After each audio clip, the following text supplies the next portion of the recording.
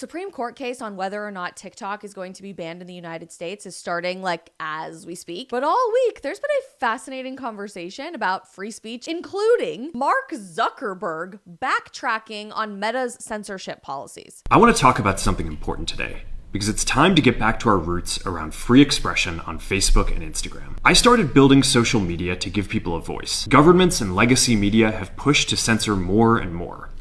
A lot of this is clearly political, so we built a lot of complex systems to moderate content. But the problem with complex systems is they make mistakes. First, we're going to get rid of fact checkers and replace them with community notes, similar to X, starting in the US. After Trump first got elected in 2016, the legacy media wrote nonstop about how misinformation was a threat to democracy. We tried in good faith to address those concerns without becoming the arbiters of truth. But the fact checkers have just been too politically biased and have destroyed more trust than they've created, especially in the US.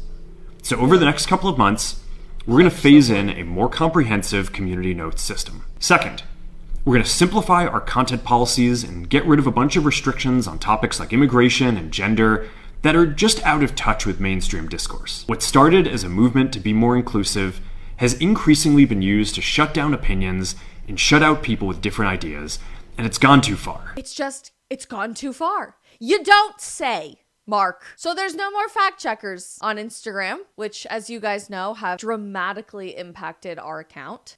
And hotbed topics like gender are now able to be freely discussed. In fact, the updated Meta policies actually say this: we do allow allegations of mental illness or abnormality when based on gender or sexual orientation, given political and religious discourse about transgenderism and homosexuality, and common non-serious usage of words like weird. I know we've all had our frustrations with TikTok over the past several years, but I've been screaming from the rooftops for the last year or so that there has only been one platform, regularly reaching out to me and creators like me to make sure that our content was allowed to thrive on their platform. And over the last couple of months, we saw Donald Trump's campaign outperform on TikTok by a factor of 5 times higher than any other social media platform. Make no mistake about it, we would not be seeing a Trump inauguration a week from Monday if it weren't for TikTok. It's because we have been so insistent free speech be allowed to thrive that Meta is now backtracking and reversing all of their insane draconian censorship policies.